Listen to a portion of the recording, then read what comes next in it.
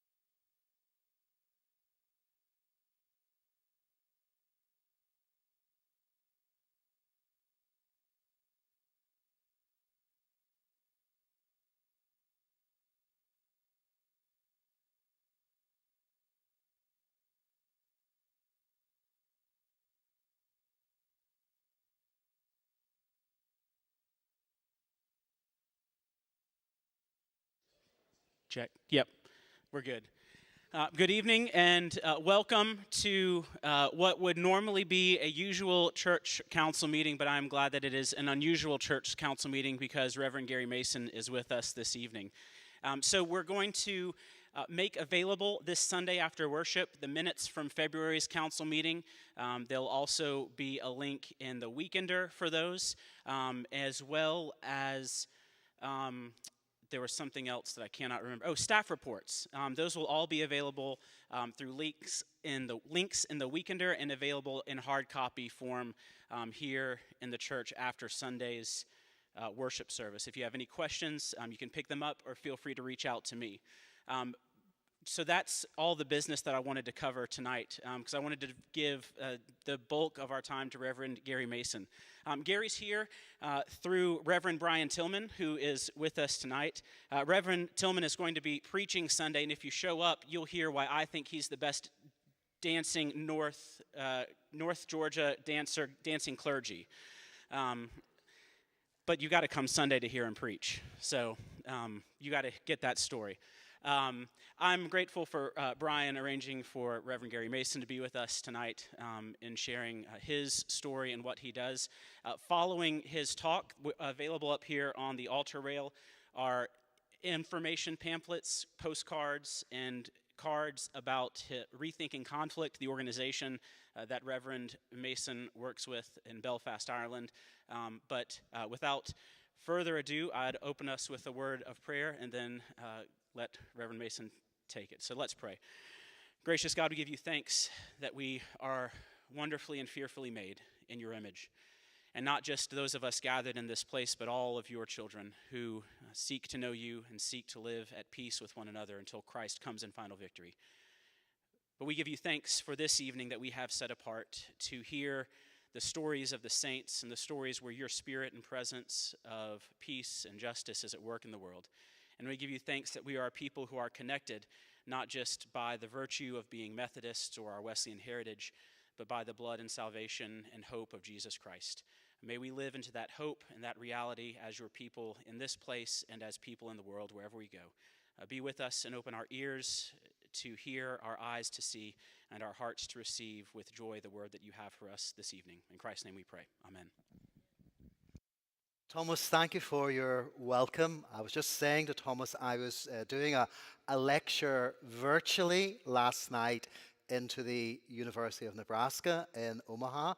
And Joyce, my wife, and I are staying with Jess Terrell, who your DS, who many of you would know. I went up to one of Jess's upper rooms and discovered no clock.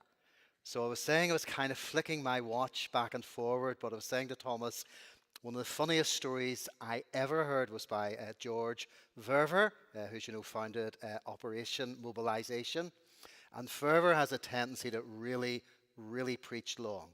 And one particular church he was preaching, be it in the US or in Europe, a guy at the back, Thomas, took his watch off and shook it as if to say, like finish. And Verver, being the character that he was, said to one of the ushers, "There's a man wants to give his watch to missions," and just kind of wiped it out totally, you know, in his way. So look, it's really good to be with you tonight, and I mean, we'll keep this as conversational, I guess, as I can. I'm a Methodist clergy person, was ordained way back in 1987. And most of my ministry really in Belfast was spent really at that very sharp edge of our conflict. And facilitating, I guess, what we call in that Irish context, uncomfortable or difficult conversations. Invariably I say, when there is conflict in any space, it's normally to do with identity, land, and religion, to a greater or lesser degree. It's the same in the United States, as you guys know. I mean, one writer there writing about the U.S. said that identity politics in the last number of years is paramount within the United States. The question of land, I do a lot of work these days in the Israeli-Palestinian theater, and you don't need me to drill down into that as regards land, and also either overtones or undertones of what I call toxic religion, either bubbling above the surface are below the surface. Northern Ireland is a very, very tiny space, as most of you know. I mean, during the conflict that lasted from 69 to 1998, and I often say to Americans, I think Americans forget that the Good Friday Agreement was one of the most successful pieces of American foreign policy in the last 50 years. And that's both from a Republican and a Democrat side. So maybe Republicans and Democrats in the room, there is something that hopefully you can agree on. That was a great piece of American diplomacy and foreign policy in bringing two warring sides to the negotiating table over a 2-year period that allowed the Good Friday Agreement to happen. But during that conflict from 69 to 1998, in a very, very tiny space, we had 47,000 injuries, 37,000 shooting incidents, 22,000 armed robberies, 30,000 people went through our penal system, with 16,000 bombings and almost 4,000 deaths. And I often say to American congregations, if I was to extrapolate those figures and put it very simply, if my conflict had have taken place in your space over a 30-year period, within the United States you would have had 700,000 dead, 6 million political prisoners, 9 million injuries, 7 million shootings, and 3 million bombings. So suffice to say, when I spend time, as I do, still in my native island of Ireland, most of my work is legacy, dealing with the past. Those voices that still haunt that space, even 24 years this coming April after the Good Friday Agreement. And not dissimilar to yourselves, in many ways, politics did spill into that. But one thing I'd want to suggest to you tonight, one of the key components of bringing about an end to our conflict was using sacred space, like this church. Bringing warring factions into sacred space for very, very difficult conversations. I mean, during the course of my ministry, I've worked with both the British, Irish, and American administration as a clergy person, talking to people who were pursuing terrorism or political violence.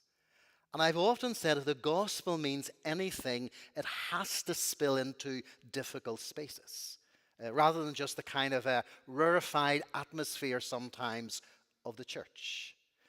I mean, John Stott, the evangelical Anglican who died a number of years ago at the age of 92, talks about Methodist theology being like a bird with two wings.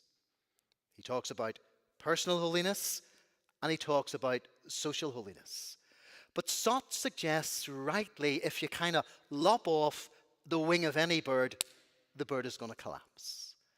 And I want to suggest, I think, many of us, particularly in the West, have forgotten about this whole concept of social holiness.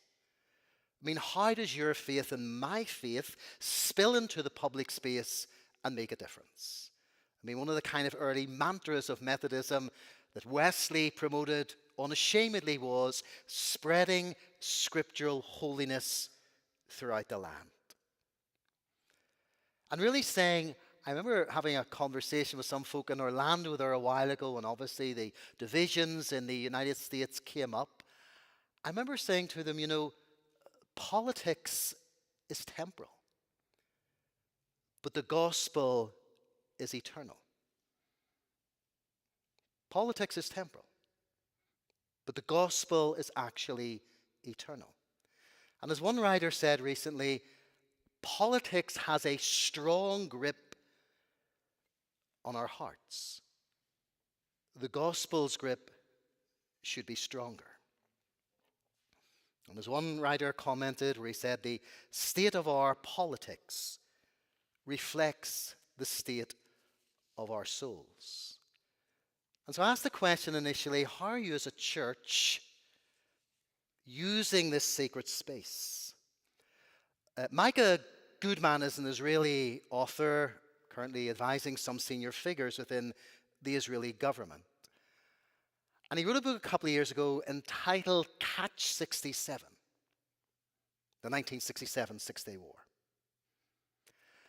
And Micah Goodman said that he got it on the neck from those on the right and also those on the left. And one of the most pertinent quotes that he had in that book, Catch 67, was this. He said, the right's monopoly on the image of Zionism, the left's monopoly on the image of humanism, and religious society's monopoly on the image of Judaism all hurt Israelis' ability to think about Zionism, humanism, and Judaism objectively. And then he said this. When people fail to judge beliefs by their own reasonableness, but instead view them according to their sectarian identity of their adherents, we can conclude that crowd psychology has replaced independent thought. So I'm just asking a question.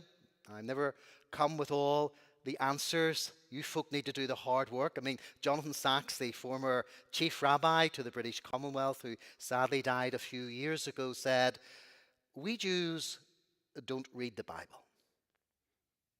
We wrestle with the Bible. We struggle with the Bible. We dissect the Bible. And maybe sometimes within our Protestant tradition, we just read it. We've done my devotions or my quiet time for today, and I feel good. But do we wrestle with those concepts? Do we try to apply them within this space in which you live and the spaces in which I live? I think about 4 or 5 months ago at Duke University, I have the article here, asked me to write this article on peacemaking and reconciliation in divided spaces. I'm just going to pull a couple of things out of it, which I hope will be helpful. And I suggest in that article what I sort of call toxic theology and toxic politics. In your space, in the Middle East, in the Irish space, are alive and well. As I mentioned there, I lived through that 30-year civil war.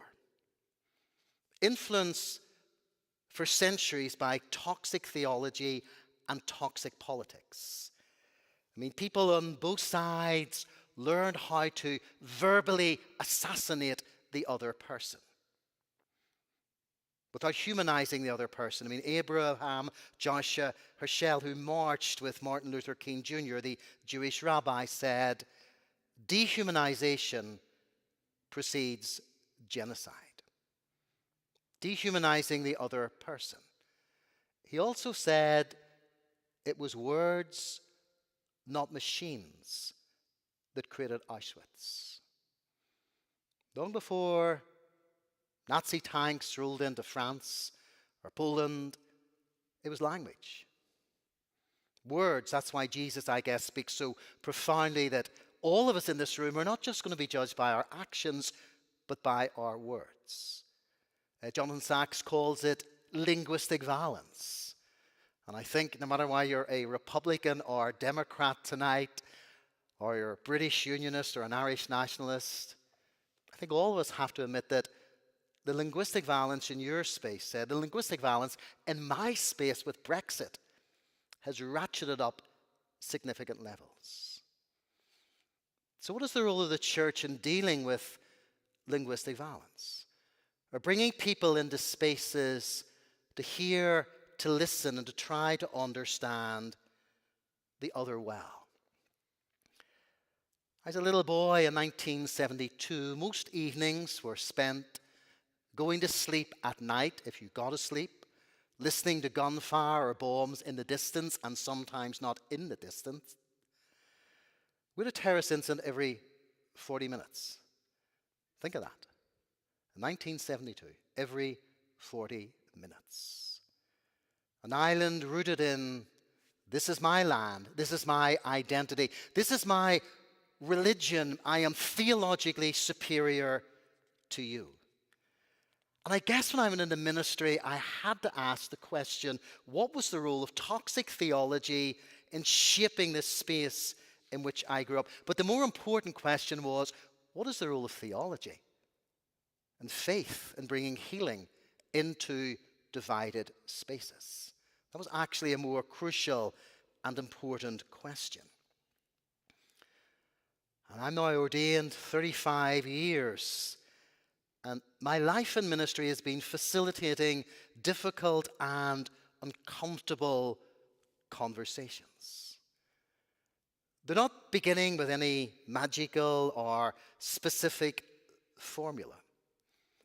I've tried to base my life as best I can on that model of Jesus.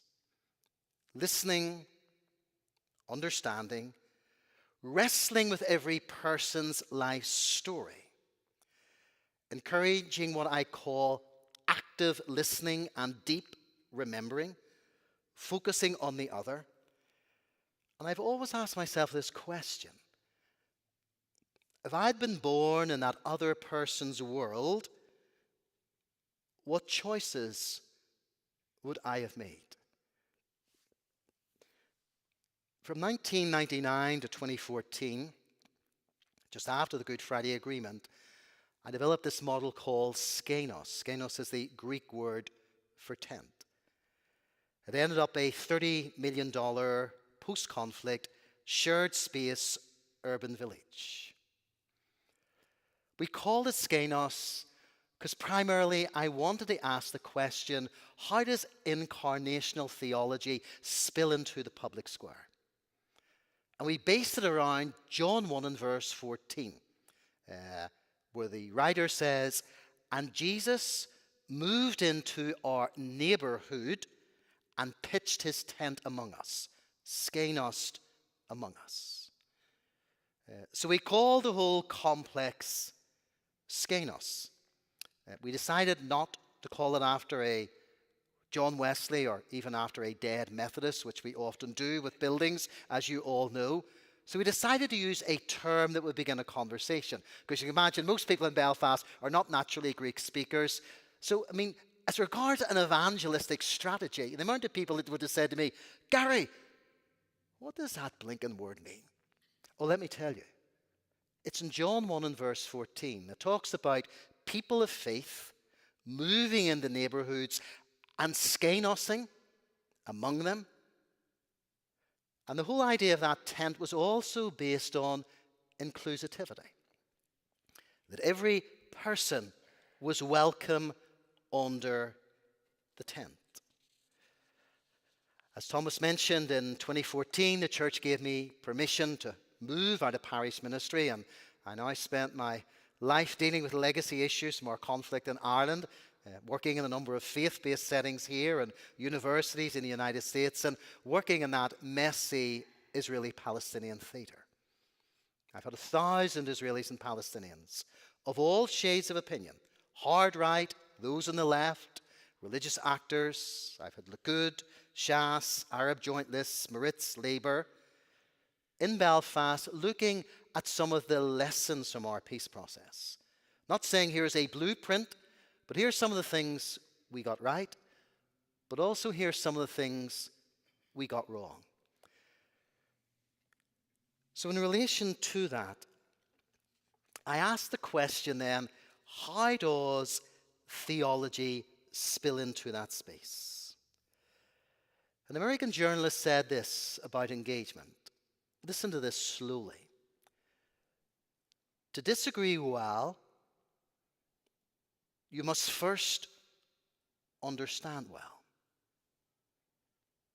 You have to read deeply, listen carefully, watch closely. You need to grant your adversary moral respect. Give them the intellectual benefit of doubt, have sympathy for his motives, and participate with his line of reasoning. And you need to allow for the possibility that you yet might be persuaded of what they have to say. I suppose just being candid and honest, many times when I speak in the United States, There's so many topics seem to be off limits. Don't go there, Gary. Keep away from that. But yet as I look at that disturbing first century rabbi called Jesus Christ, nothing seemed to be off limits. And I sometimes wonder to us pretty sophisticated 21st century Westerners not even know the context in which the New Testament was written. I mean, let's contextualize it. There was an occupation. The Jews were occupied. The jackboot of the most efficient military machine on planet Earth, i.e. the Roman Empire, had conquered that land. So those three things I mentioned earlier are not a 20th or 21st century phenomenon. Land, identity, and religion. They were there in the first century, as they are in many spaces, sadly, within planet Earth today. And so I look often at that story of the Good Samaritan. You know the story. This well-read lawyer, with no doubt some theological background, comes to Jesus and asks the question, who is my neighbor? It's interesting, the text says that the lawyer was trying to test or tempt Jesus. Let me ask you a question. Maybe this is the perfect church. Maybe not. But why do you spend so much time in this church, in my churches, in so many churches, tempting and testing one another? Why do we do that? Because that's what this first century Jewish lawyer was doing to Jesus. They're not my words, they're the words of Dr. Luke. He was testing him. He was tempting him, provoking him, looking for answers.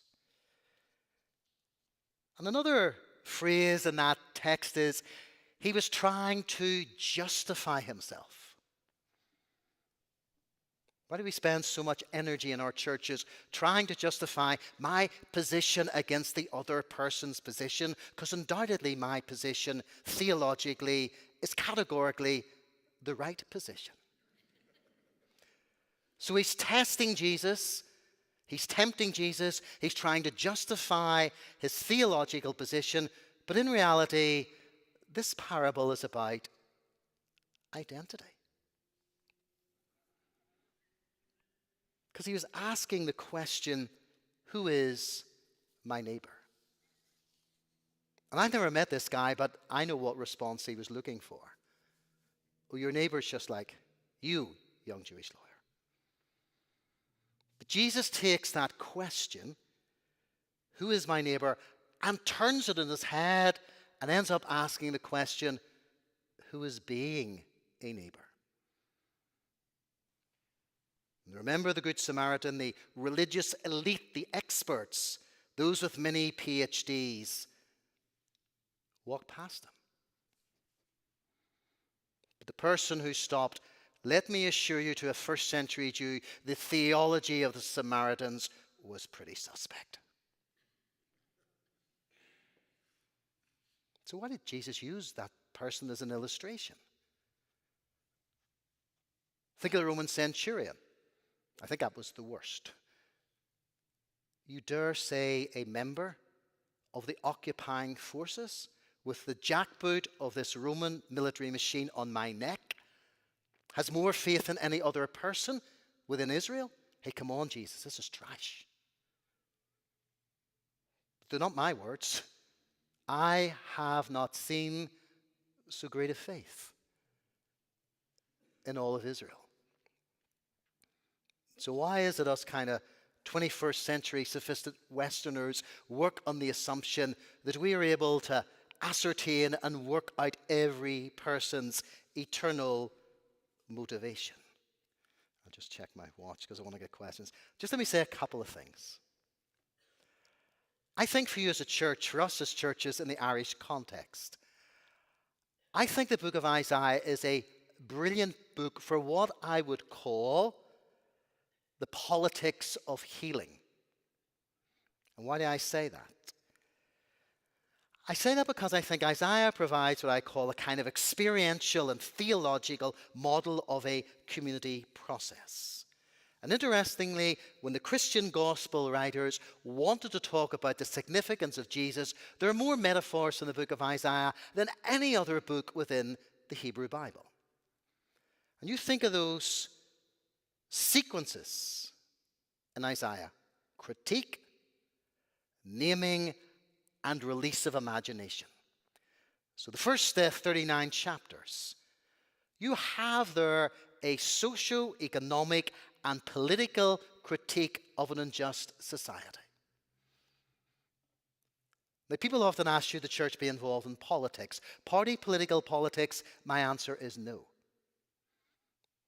But politics with a small p, the answer is yes. Homelessness, employability, reconciliation, race relations, legacy issues in your space and in my space. So there in those first 39 chapters in the book of Isaiah, you have a socio-economic and political critique of an unjust society. Look at chapters 40 to 55.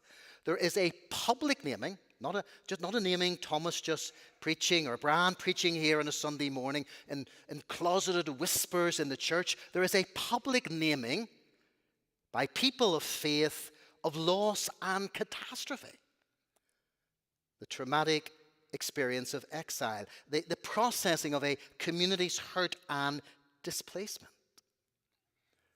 But then in chapter 56 to 66, there's a release of imagination to envisage a new beginning and a new future rooted in inclusion, justice, and peace. But sometimes the difficulty can be that us Westerners, we know what we're like. Everything is instantaneous. We want to just press the fast forward button without doing the difficult work. Remember a number of years ago, a colleague in Upper West Side wrote an article in which he said, no one in the United States wants to talk about the legacy of slavery. And I kind of smiled because I said to myself, there's a really interesting S word, i.e. the S word slavery. Let me tell you about mine. Mine's called the legacy of sectarianism, another S word. And it's interesting, both those legacies developed in the 16th, 17th century. They were propped up by theology. And in responding to that person, I said, we didn't deal with our legacy of sectarianism. We ended up spilling into a bloody, barbaric civil war. I sometimes smile, to be honest, and maybe I say this tongue-in-cheek, when sometimes older clergy persons used to assure me, Gary, in the 50s and 60s, our churches were packed. And I had to say, caustically, maybe a little bit cheekily, well, why were you not addressing the issues in society? Because in many ways, the gift to my generation was a bloody, horrific, internal civil war. So I asked the question, why did the church not have the courage to address those legacy issues in my space, in any space? So I just want to encourage you, painful as those things may be, but I think there is a theology around all this. I mean, how do churches use lament? I preach in hundreds of churches across the States, and many of them have worship bands, which obviously many times give us this kind of feel-good factor on a Sunday morning. Why do we not have lament bands? A third of the Psalms have this dark, honest, lamenting tone. allowing us to find spaces where we can genuinely lament of what we've got right and what we've got wrong. Because in your space and in my space, let's be honest, people have killed in the name of the God of life. Those are undeniable facts, and they are terrifying. How do we create spaces to listen to the story of the other? To humanize the other? Jesus was a master storyteller, often telling the story of the other. Roman centurion, good Samaritan, Syrophoenician woman. There are many, many examples. And as I mentioned there, how do we deal with this linguistic violence within the public space? I'll finish with this. In the late 1980s, a small group of clergy, of which I was the youngest, began conversations with those who were pursuing political violence. And I often said, if you lock 40 men, sadly it is my gender, if you lock 40 men in a room listening to their own reassuring voices, it's a recipe for disaster. So how do you take a moral framework or an alternative framework into those spaces? And I think if religious actors handle this correctly and rightly, we can bring integrity, compassion, grace, and openness into those difficult spaces. A few sentences just to poke you a little on a Tuesday evening. People often say to me when I'm preaching, Gary, don't mention Clint or Biden or Trump in the pulpit, and I don't. I understand why. But I say to all folk tonight, as you look back on the Capitol building there on January the 6th, and let me say tonight, if you're a Republican sitting here, you have every right to protest in a democracy. No issue with that at all. But let me be honest and tell you what I struggled with. I struggled when I saw the eternal cross of Jesus Christ 12 meters from a gallows. I struggled when I saw a person with a t-shirt that said Camp Auschwitz. I lead dialogue tours for EO in Lakeland in Florida, looking at the role of religion and anti-Semitism. I've been in Auschwitz a number of times. I was also immensely disturbed when I saw a guy with a t-shirt on that said 6MNJE. 6 million Jews were not enough. Hands up here in this church. If you have a person in your family, maybe a great uncle, aunt, great aunt, who was in the military in the Second World War. Come on, put your hand up. Somebody within your family. It's maybe grandparents, okay, many of us. My Uncle Jimmy, who taught me how to swim, I did his funeral a number of years ago. He was rescued when the Nazis put the Allied forces into the English Channel at Dunkirk. He went back in the second day of D-Day. He may have fought alongside some of your relatives. He was one of the first into Belfast. And I say this unashamedly, without any fear of contradiction. That is not what America is about. People crying for another Holocaust?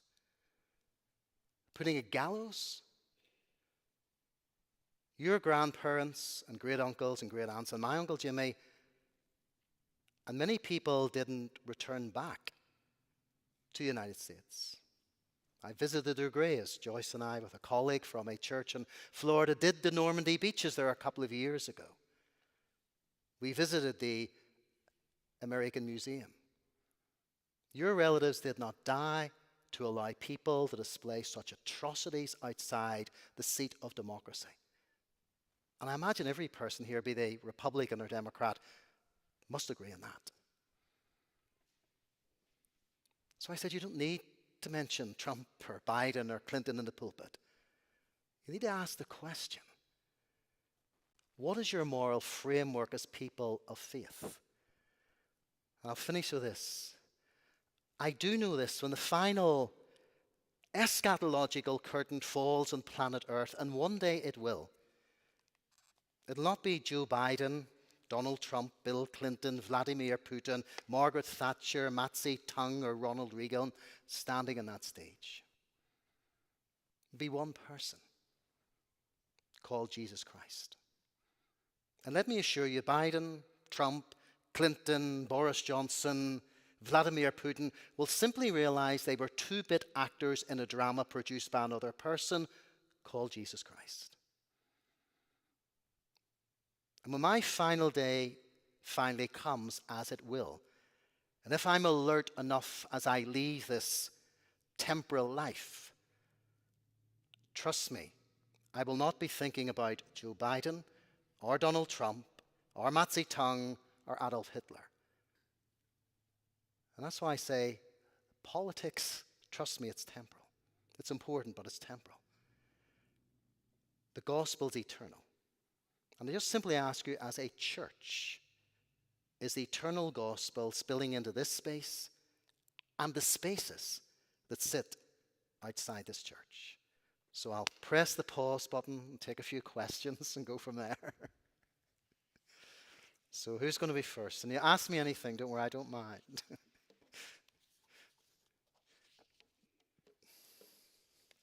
There will be one. There's a lady there. Good, good.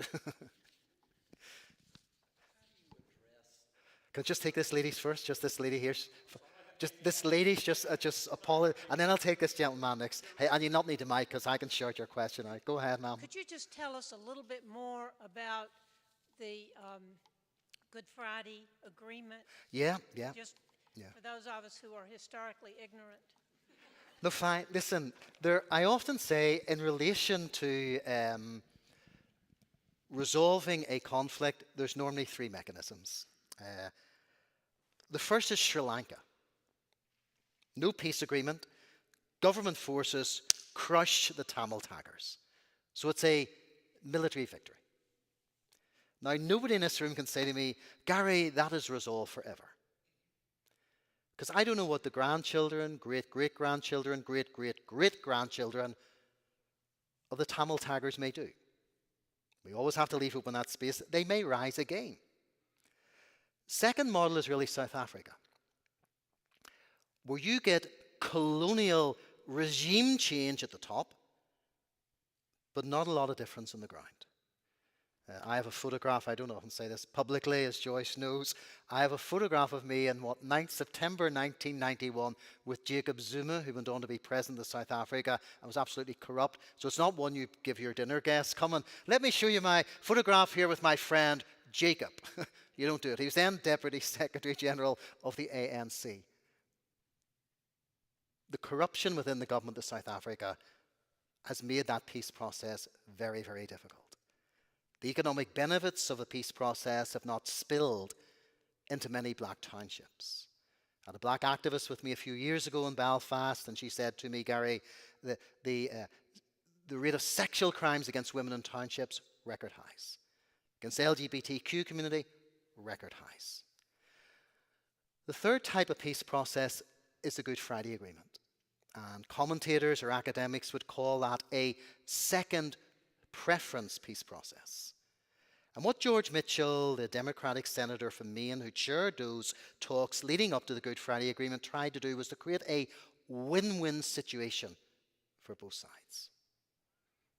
Not humiliating those. And I often say in negotiation, if you're a good negotiator, you need to be looking at the person on the other side of the table, asking the question, what do they need to get out of this to sell to their own constituency to get them across the line? So Mitchell had this ability to make sure that no one felt humiliated. So when those politicians walked out of the room on April the 10th, No one was walking out with a long face. They had enough to sell to their respective constituency. And they compromised. Why is it in American politics? Why is it in British-Irish politics around Brexit? Why is it in Israeli-Palestinian politics? Compromise is a dirty word. I mean, my marriage works primarily, I hope because we love each other, but also because we know how to compromise. I mean, for anyone in this room who's been in a relationship where your partner, husband or wife or whoever is a dominating, overpowering, arrogant person, who wants to live in a relationship like that? Then why do we allow that mentality to spill into politics? I mean, politics, good politics, should be about compromise, not winning or humiliating or verbally assassinating the other person. Three main components of the Good Friday Agreement were the reform of policing, which actually has been the cornerstone almost of the Good Friday Agreement. The next one was release of prisoners, and that was painful. That was a major compromise. You can imagine people walking, seeing people coming out of prison with a lot of blood in their hands. Victims groups had to look at that and to digest that, but you know, many of them said, for the greater good, I can take this. If I believe that my children and grandchildren and great-grandchildren will live in an island where people can respect one another. And the third one was the decommissioning of terrorist weapons. And that was a kind of confidence-building measure. I mean, all of us know, I mean, getting guns is not that difficult, particularly in America, as you guys know, but I'll not go into that conversation tonight. But if people want guns in conflicts, they can get them. Eastern Europe, South Africa, there are other spaces. And I think both the British, Irish, and American administrations knew that, but it was seen as a confidence-building measure, that people had to give up weaponry, particularly illegal weaponry, to say that we are signing up to what were called the Mitchell Principles, which we can pursue our political goals by democratic means. So it was. Sir, you're going to... If this gentleman says his question, I can then holler it out and save you jogging up and down there. Thomas, go ahead. I think you've answered most of it, okay. You use, I'm sure, in your negotiations, Jesus, God. Yeah. And that is one of the things that concerns me most about the United States is our drift away from God. Yeah. And that always concerns me. Yeah. How do you address two people butting heads that could care less about God? Yeah. This God, I mean, just to clarify that, this gentleman's asking the concern to drift away from God, faith, etc., etc. I think we need to look at all those principles within the New Testament. I mean, Tony Campolo, the American sociologist, who's now Tony's mid-80s, he preached several times at my church when I was at EBM and Skenos. Campolo pulled a quotation from another generation where he said, God made man in his image, and we have returned the favor. God made man in his image, and we have returned the favor. So is God American, Irish, Palestinian, British, German? Second chapter of Mein Kampf, Adolf Hitler said, "Today I believe I'm acting in accordance with the will of the Almighty Creator in defending myself against the Jews."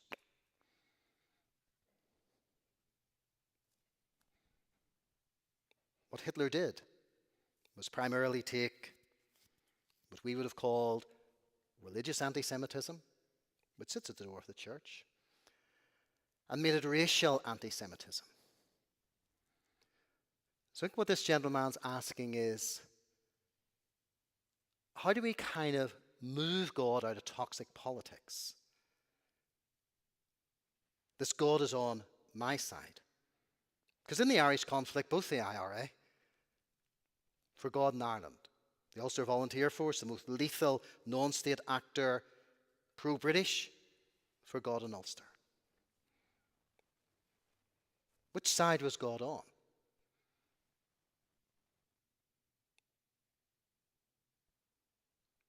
So how do we bring God back into the public space of the public square? I think by us spilling out into those public spaces. Acts of grace, acts of compassion, building relationships. I mean, people have often mentioned about your militia groups here. Should you have conversations with them? I think the answer is yes. Did Jesus have his conversations with first century militia groups? Yeah, he did. Simon the Zealot was a first century Jewish terrorist. He ended up a disciple. But let me just say this. Engagement is not endorsement. Okay? When I spoke to people who were involved in political violence, was I engaging with them? Yes. Was I endorsing what they were doing? Categorically no. I was trying to create, really what this gentleman is saying, a moral framework to allow them to move away from violence, to pursue their political goals in a peaceful, democratic manner. So because you talk to a person does not necessarily mean you're endorsing their worldview. You only have to look at most of Jesus' conversations, particularly with the main religious actors of the day, the Pharisees. They were not like popping bottles of champagne and hugs and kisses. Engagement was not endorsement. But unless you allow the gospel to spill into those very fragmented spaces, nothing's going to change. Another comment or question? I'm just going to go drink of water.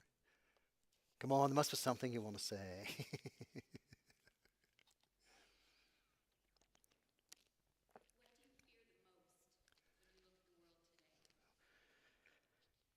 Most, the rise of what I call, let me say, see, there is nothing wrong with nationalism. Identifying as an American, British, German, Canadian, Brazilian. There's nothing wrong with national identity. The most difficult thing today is what I call ethnic religious identity, which says my ethnicity is superior to another person's identity. Ukraine, I'll just give you that illustration. Is Ukraine a religious war or a geopolitical war? It's both. An Anglican clergy person in 2014 went to interview Vladimir Putin. He's an Anglican guy. Google the article later, Tim Costello, and asked the question, is Putin evil? The answer to me is yes. Putin had a cross around his neck. When he was waiting to interview Putin, his aide took him into a certain room and there was a painting of Crimea. When I think of Crimea, probably most of you think, I think of Florence Nightingale, that brilliant nurse. When Putin or Russians think of Crimea, they think of defeat and humiliation. They ask themselves, why did the Christian West join with the Turks, Muslims, in defeating Russia? Memory is a powerful thing. I mean, is it the war of northern aggression or is it the civil war? The classic story that I often tell is David Reef, who was a New York journalist. He's in the Balkans as Yugoslavia is fragmenting. He goes outside the door. A kind of Serbian nationalist runs out after him, shoves a piece of paper into his hand. He opens it up. It's like 1483 or 1503. This guy's from New York. New Yorkers don't do dates as far back as that, as you know. So he goes back into the room and he says, like, what is this? The Serbian nationalist says, you don't know? That is the Battle of Kosovo, which the Serbs lost. 600 years later, the Serbians used the loss of that battle for the justification of the genocide of 10,000 Bosnian Muslims. That is how powerful memory, land, identity, and religion actually is. So back to Vladimir Putin. 988. Vladimir, another Vladimir, Vladimir the Rus, which eventually became Russia, came to faith. And the whole city of Kiev, mass baptisms in the river. The Russian Orthodox Church was born. Moscow? No. Kiev. That's why the Russian army want Kiev. That's why Putin wants Kiev. Kiev's mother was a Christian, the father was an atheist. The mother had him baptized secretly. There's a cathedral, Russian Orthodox cathedral, with much military paraphernalia and mosaics of who? Vladimir Putin. Kirill, who's the main Orthodox patriarch there, has praised Putin as a great Christian patriot. So there's an element of what I call toxic ethnic religious identity in that space. And remember, in 2019, the Ukrainian Orthodox Church broke away from Mother Russia. The church split which still sticks in the craw of Russian Orthodox. So most of these things, there's some concept of toxic religion playing about there, to a greater degree or to a lesser degree. So let me just check time. So final comment or question. I think we said it would go an hour. Yeah, go ahead, sir. Yeah. Great question. I try to look at the long game. I mean, some people I had to speak to in the course of ministry, if my daughter had to come home and said she's marrying one of them, I'd have said, come here. You need to sit in the seat of reflection while I have a chat with you. Trying to look at the greater good. And it's almost, I think, nearly in a prophetic. I often say the church has to be both pastoral and prophetic. I think by and large most churches do a pretty good job pastorally. I'm not sure prophetically at times what our point Richter is out of 10, but I do think we could do better. So I was trying to have that long view, wondering if these people could be persuaded to look towards an alternative. And it's interestingly, we only got real security in our space when we dealt with the root causes of the conflict. I mean, it's interesting, just to be honest and candid about this. I mean, in the Israeli-Palestinian theater at the moment, I do work with an organization called INSS. Google it later if you're interested in it. It's the Institute for National Security Studies. So you might say, what is an Irish Methodist minister doing work with the Institute for National Security Studies? The people that work for it, Mossad, probably the best intelligence agency in the world. IDF, Shabak, Internal Israeli Intelligence. The interesting thing is, those people are more pro-peace than many politicians. Why? People who have been in the military know the cost of conflict. Many, many times in a way, politicians, bless them, I have many political friends, but in many ways in a way that politicians don't. So I guess when Israelis and Palestinians are with me in Belfast, there's a number of things they say, but I'll just highlight two to finish. The first thing they say is, Gary, you don't understand. What do you mean? We don't trust one another. And I said, do you really think in those days in the late 1980s when a very small group of clergy said, we need to take the gospel into difficult spaces? And this was not an overnight phenomenon. I mean, this was late 80s. It was 1998 until we got an agreement. And even in saying that, you asked the question about the Good Friday Agreement. The day the Good Friday Agreement was signed, George Mitchell said, if you think getting this agreement was difficult, and it was, implementing it will be even more difficult. We're still implementing. We still haven't dealt with legacy. We still haven't got the architecture for dealing with legacy 24 years later.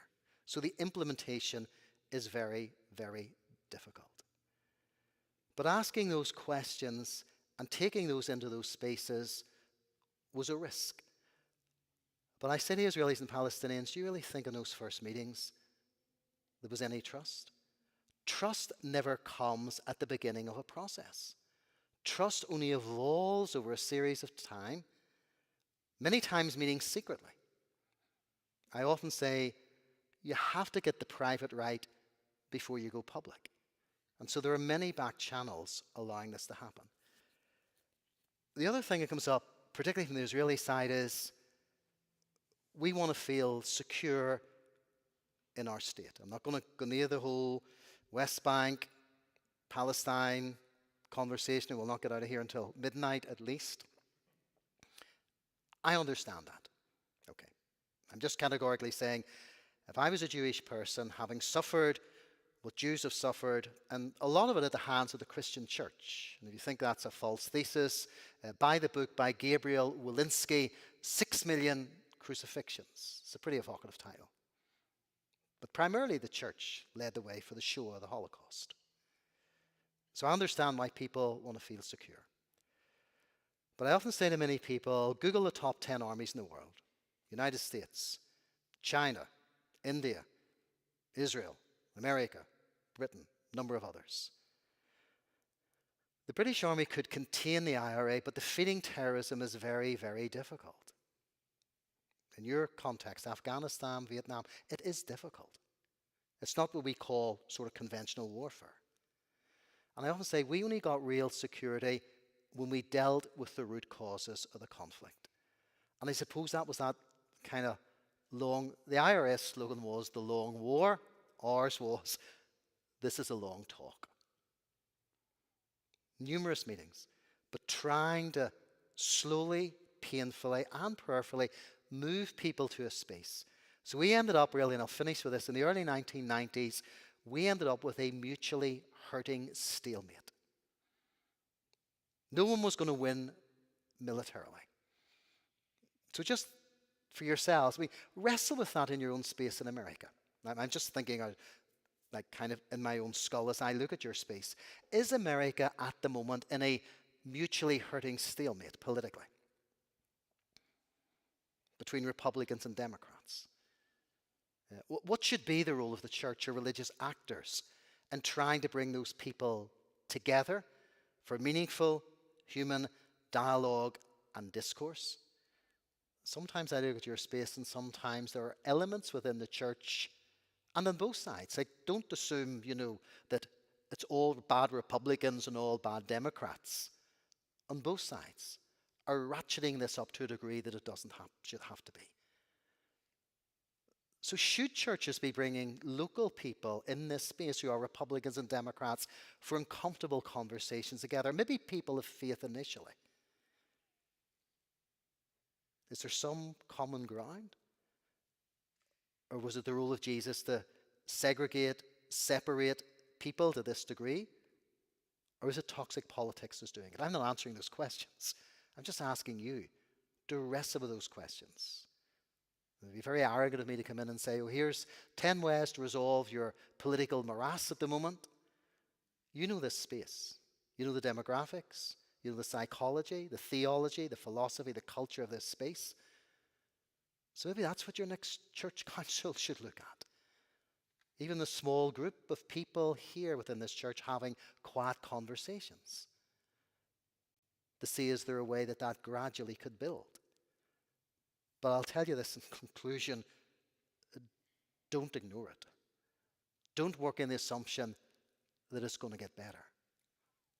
Things only get better, as we all know, if you want to put a health metaphor into this, things only get better when you do your exercise, change your diet, and deal with your mental health.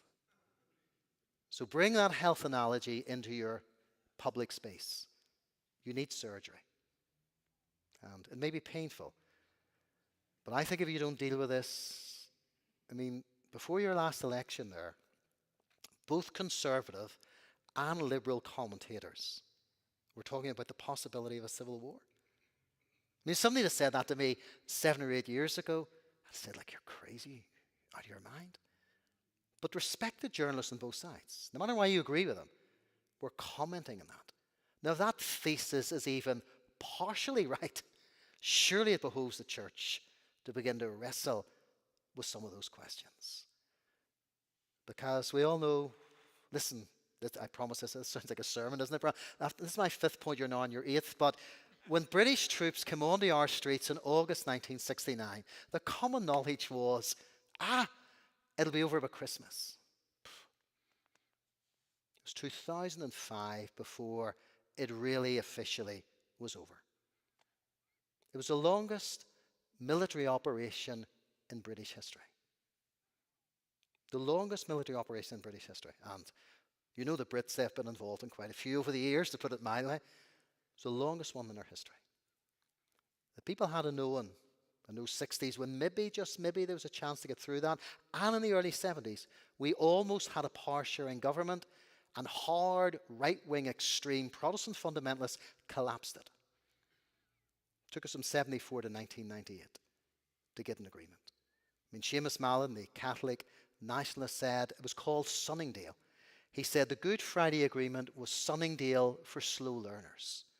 It's humorous, and it is. I smile. But I also say, yeah, it also resulted in another 2,700 deaths and tens of thousands of injuries. Brothers and sisters, Americans, you don't want to go there. You really, really don't. I'll conclude there, and I hate driving in the dark in America, so we drive back to Atlanta at 30 miles an hour, so I need to get out of here. So it is.